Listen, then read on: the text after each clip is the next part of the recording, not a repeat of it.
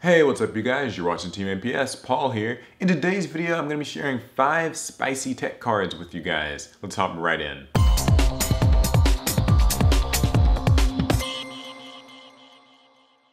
So the first card is Skullmeister. This is actually an older and little known hand trap. And so it reads, during either player's turn, when a card effect is activated in your opponent's graveyard, you can send this card from your hand to the grave to negate the effect. So this is actually not a bad card at all. You can negate, typical graveyard effects, things like, say, glow up bulb or plague spreader zombie, just things like that. And also you can negate spell and trap effects. So all those effects that say banish a spell or trap from the grave, like interrupted kaiju slumber or maybe breakthrough skill or something comes to mind, even Paleozoic cards. This can actually negate those activations, which is really important. Now, I guess the sort of downside to this card is that it's not quite as good as other hand traps in that it's not as easy to play, not quite as accessible. So, something like maybe Ash Blossom or something like Ghost Ogre might be a little bit easier to just play in a normal situation. And this card might even in some ways be sort of overshadowed by DD Crow because it accomplishes a similar purpose. But some of the things that I do like about this card is that, DD Crow can't actually stop things that say banish themselves from the graveyard as a cost. Then it's kind of powerless to stop them. And that's really big because, that's pretty much how most graveyard effects activate. Plus, Skullmeister is actually a monster with decent stats, 1700 attack, not bad, level 4 monster, it's dark. So you can actually get a little bit more use out of it on the field than most hand traps can. It's not a tuner, unfortunately, but I do think that this is a card that not enough people really give a second look to, so it might be worth checking out. Second card is Deck Lockdown. So I actually made a video recently about Mistake and Shared Ride and how I thought that not enough people were really looking at those cards, and I mentioned Mistake and Arrest as well. Well, this is a really similar card that accomplishes the purpose of not letting people search, but also even covers some more ground of a card like maybe Ash Blossom that doesn't let them summon from the deck. So it's a continuous spell. Neither player can add cards from their deck to their hand except by drawing them. Monsters cannot be special summoned from the main deck. Destroy this card during your second standby phase after activation. So not only is it going to stop your opponent from using their typical search cards, Dragonic Diagram, all the Draco effects, things like that, most Zodiac effects like Broad Bull.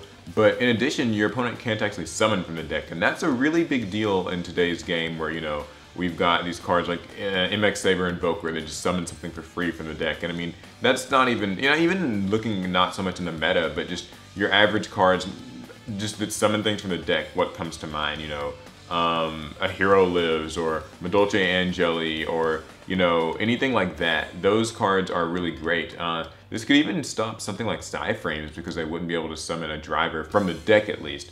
So there are actually a few cool applications. Now this card only lasts for 2 turns, but if we're being honest, that's about all you need in today's game. Just 2 turns of your opponent not really being able to get started is a huge deal. And it's not a trap, so you can actually just activate it straight up on your turn, which is pretty cool. So the third card is one that a lot of people actually already know about, and that's Lost Wind from Raging Tempest. It's a normal trap. Target a face-up special summoned monster on the field. It has its effects negated. Also, its original attack is halved. If a monster is special summoned from your opponent's extra deck while this card is in your grave, you can set this card but banish it when it leaves the field. So this is actually really huge. It accomplishes a really similar purpose that Breakthrough Skill and, Fiendish Chain maybe used to do, even Forbidden Chalice. Negates effects, and then it also cuts a monster's attack. So you can pretty much halt anything that was special summoned. Kind of reminds me of like Trap Trick Strapple Nightmare. But the neat part is that you actually get to use it a second time. When your opponent summons something from the extra deck, you just get to set this card back. So you can use it again later. And that's great. I mean, the ability to sort of use a card twice reminds me of Breakthrough Skill, but I think that this is a little bit better just because it gets rid of the attack points, or has the attack points and does permanently negate all that stuff. I think that it's really cool. I've seen people taking this actually already. It's really strong, and it's not even as vulnerable to MST as a lot of the other ones, like maybe Fiendish Chain are. So I really like it, and I think it's worth a look. The fourth card is Grisaille Prison. So this is actually considered sort of a budget alternative to Dimensional Barrier. I was actually meant to make a video about that, but never got around to it, so I made it in this video. It's a trap. If you control a face-up monster that was Tribute, Ritual, or Fusion summoned, until the end of your opponent's next turn, neither player can Synchro or Xyz summon. Synchro and Xyz monsters also can't attack, and their effects get negated. So this is huge because it accomplishes a kind of similar purpose, like I said, to D-Barrier. It's really useful in any deck that just Tribute summons. True Dracos could use this, Monarch decks can use this, any Ritual or Fusion deck can use this, and then it just completely shuts off Synchronic Z's summons, which is really big if you're facing, well, you know, Zodiacs, of course. They Z summon a lot. There are a lot of rank 4, rank 3, rank 4 toolbox decks out there besides that, but that's just the most notable example. And any of those decks that synchro summon a lot, I mean, it's really just kind of a shutdown, and it lasts until the end of your opponent's next turn. So, I mean, you could use this in your opponent's turn and actually get like 2 turns worth of usage of like kind of restricting them, and I think that that's great. And plus, it's somewhat chainable. I mean, like, obviously you have to have a face-up monster on the field for it to start, but like if it were to get MST'd, you can always chain it, and I think that that would be a really huge advantage too. The only real problem I see with this card is just that it's maybe not Dimensional Barrier, but I mean, it's also not like 20-30 bucks, so take your pick. So the last card is Switcheroo. This is also a trap, and it also came in Raging Tempest, go figure, and so basically, it's a really simple effect. If you control the same number of monsters as your opponent, switch control of all those monsters.